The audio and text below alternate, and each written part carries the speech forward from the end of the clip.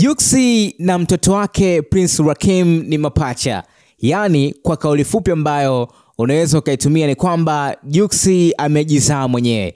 Wengi walikuwa na doubts mitandaoni baada ya Priscilla kupata ujauzito. Wengine wakawa wanasema kwamba ni mimba ambayo ilipandikizwa. Lakini nadhani baada ya jana kupostiwa hii picha, watu wote wananzengo ambao walikuwa wanaweka mitandao yao na wanaibua taswira tofauti watakuwa sasa wameweka pembeni maneno yao na kusema kwamba huyu mtoto ni wa Juksi, yani ni cop and rights. Unaweza kaona namna ambavyo wanafanana. So jana Juksi aliposti hii picha kwenye kurasa yake Instagram, yeye mwenyewe akiwa amelala chini, mtoto wake akiwa kwa juu, nusu ya muonekano wake ukiwa unaonekana mgongo na upande wa sura, lakini mama ambaye ni Priscilla akiwa kwa juu amemkalia Juksi hapo kama ambavyo unaona. Then baadaye akaja kuposti akiwa amemshika kwa upande huo, na jana ndio siku ambayo mtoto aliingia Bongo kutoka nchini Canada. Unajua kule ndiko ambako amezaliwa, so alikuwa kule kwa muda wa mwezi mmoja. Sasa hivi amerudi Bongo, yupo na baba yake na ni amemuona na kumshika kwa mara ya kwanza. Nadhani kumshika ndio itakuwa kwa mara ya kwanza.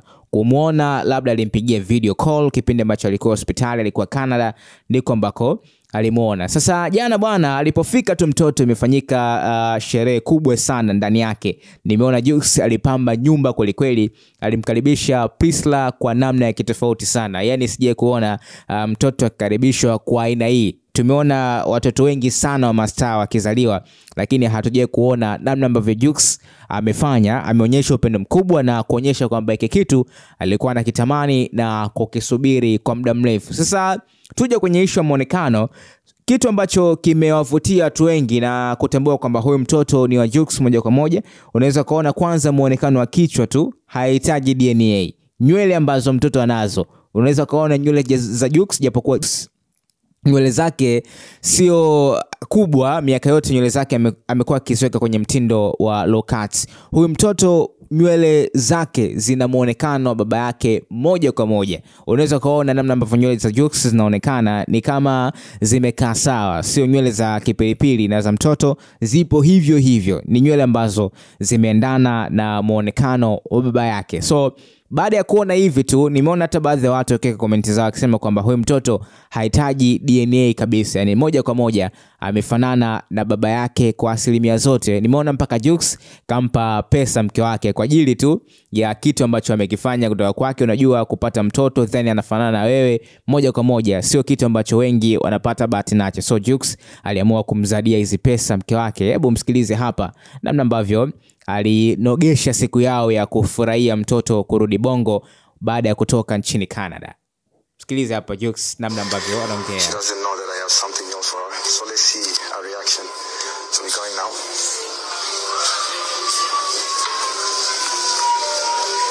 Baby. Yes. What are you doing? Packing the bottles. I got something for you. You ready?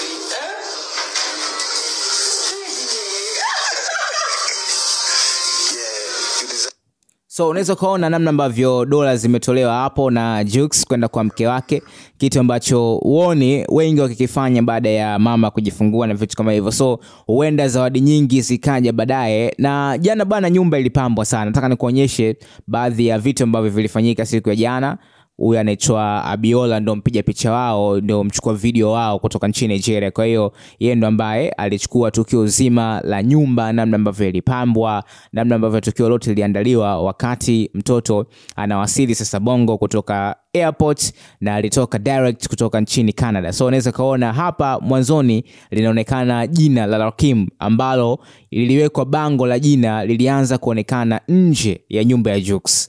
Then baadaye tukaje sasa kuona namna ambavyo ndani kumepambwa. Muonekano wake ulikuwa classic noma noma. Yani Juksi ameifanya siku hii ya mtoto kuwa tofauti kabisa, na kila kitu ambacho kimetoka kwenye hii familia kinakuwa cha tofauti. I don't know, ni wabunifu sana, kuanzia ndoa ambazo zimefanyika na kila kitu ambacho kimetokea kwao. Tumeona ubunifu mwingi sana ukifanyika katika ndoa yao na kila kitu ambacho tumeanza kushuhudia kutoka kwao. So Rakim amekuja na baraka kubwa sana.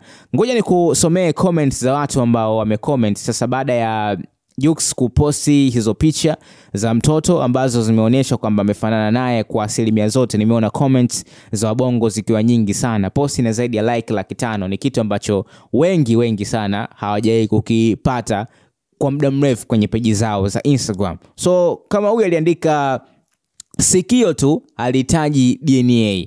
Huyu mwingine Billnass akaja comment kaandika family over everything.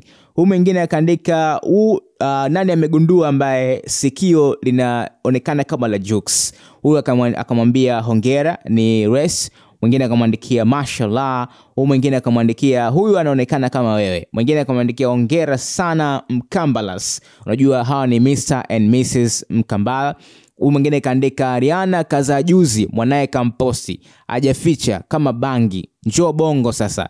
Kuna watu ambao wameibua mijadala mingine tena kwamba mastaa wa bongo hawaposti watoto wao, lakini Rihanna kaposti mtoto, yani kazaa juzi tu mtoto, kaja kumposti kwenye ukurasa wake wa Instagram. Ngoja nikuonyeshe picha ya Rihanna namna ambavyo amekuja kuibua taswira nyingine tena kwenye mitandao ya kijamii. Post yake aliposti jana ina zaidi ya like milioni 8, alikionyesha muonekano wa mtoto wake. Ni kitu ambacho amekuwa akifanya mara zote. Rihanna sije kuona amemficha mtoto wake, akizaliwa tu anapiga picha na anamweka kama alivyo kwenye mitandao ya kijamii. Huyu ni mtoto wake wa 3 na ni wa kike by the way, ambaye amempata siku ya jana. So niliona hata comment za wabongo hapa akisema wabongo walivyojaa sasa, wana comment Kiingereza hongera sana Bangil, hapa Kiswahili mpaka hongera classmates.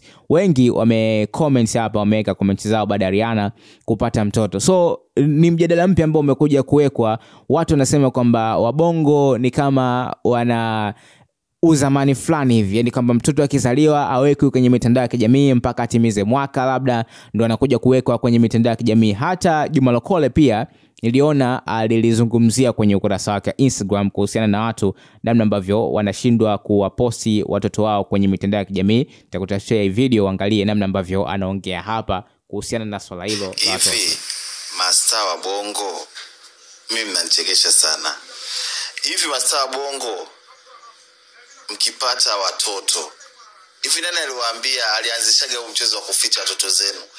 Labda mpaka afikishe mwaka, labda miaka 2, mnamficha mtoto sura, mnamficha mtoto sura mpaka afikishe mwaka ndo mnakuja kutuonyesha sura zao. Hivi nani aliwaambia si mna shida kuona sura za watoto zenu? Basi waficheni milele daima. Maana nimeona hapa Rihanna tu kajifungua tu mtoto kamuonyesha. Yaani vile huko ananyonyesha kamuonyesha na sura. Lakini Watanzania naona asilimia nyingi watoto mnawaficha. Sasa mwenye shida watoto zetu nani? Au mnajua sisi mabingwa DNA zamani. So huu ni mtazamo wa Juma Lokole kuhusiana na kuficha watoto. Unaweza kuona list ya masanii wengi sana ambao watoto wao hawajaweka mitandaoni mpaka pale ambapo walitimiza mwaka 1. So ni story ambazo zimeendelea kuzungumziwa, lakini sisi tumeangalia namna ambavyo Jux amefanana na mtoto wake. Una comment gani? Una mtazamo gani? Niandikie hapo kwenye sehemu ya comment.